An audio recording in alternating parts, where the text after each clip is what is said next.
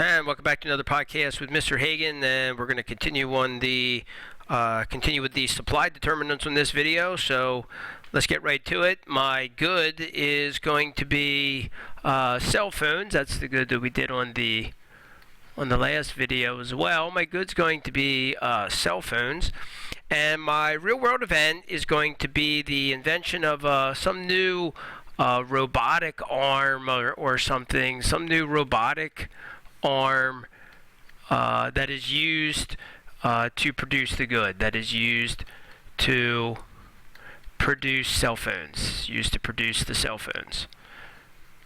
And so this new robotic arm can produce the cell phones more efficiently and all that kind of stuff. So this is going to be my determinant that's going to match up with that, is going to be a change in technology. Change in technology. Now, I just want to say something about this. When I say change in technology, what I really mean, and this is really important to say, whenever we say change in technology on the supply side, it's really important to say that we mean a change in the technology to produce the good. It's a change in the technology used to produce the good. Okay? It's not a change in the technology and the good itself. So you can think about a time when, cell phones did not have cameras and microphones and things like this, and then they added for example, cameras, let's say. So the cell phones have cameras on them, and then people say, oh, I want to go buy a new cell phone because it has a camera on it. That is not a change in technology. I mean, I know the camera that's on the phone is technology, but for our purposes, it is not a change in technology in terms of shifting the curves. That is a change in tastes and preferences, because people are now going to want to buy cell phones more than they did before. They say, oh, cool, that cell phone has a camera on it, I want to buy one. That's a change in tastes and preferences. Okay?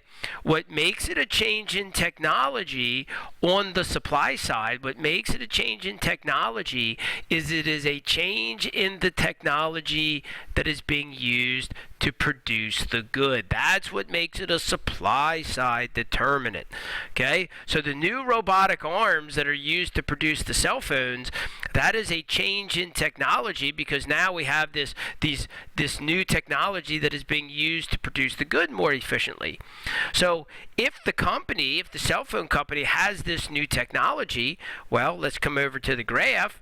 First of all, here's my quantity of cell phones on the horizontal axis. Here is my price of cell phones on the vertical. And we currently have an equilibrium price of P1, whatever that is, an equilibrium quantity of Q1. And then all of a sudden we get this change. We get the new robotic arm and this improvement in technology that allows the company to easily increase production. And that causes the supply curve to shift out to the right. That causes the supply curve to shift out to the right, because the company can produce more of the good. And remember, supply shifting to the right, that's an increase. That's an increase in supply. Right's an increase, left is a decrease.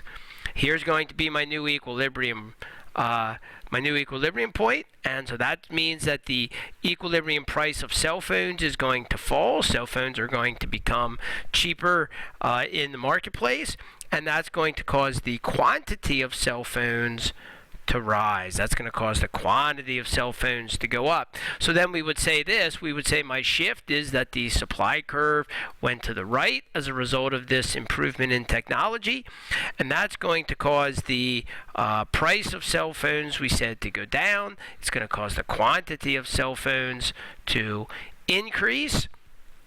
And then we say, what happened on the demand side and the supply side? Well, on the demand side, the demand curve did not shift. Okay, so we moved along the demand curve. And that arrow is, remember, it's not pointing down, it's pointing to the right.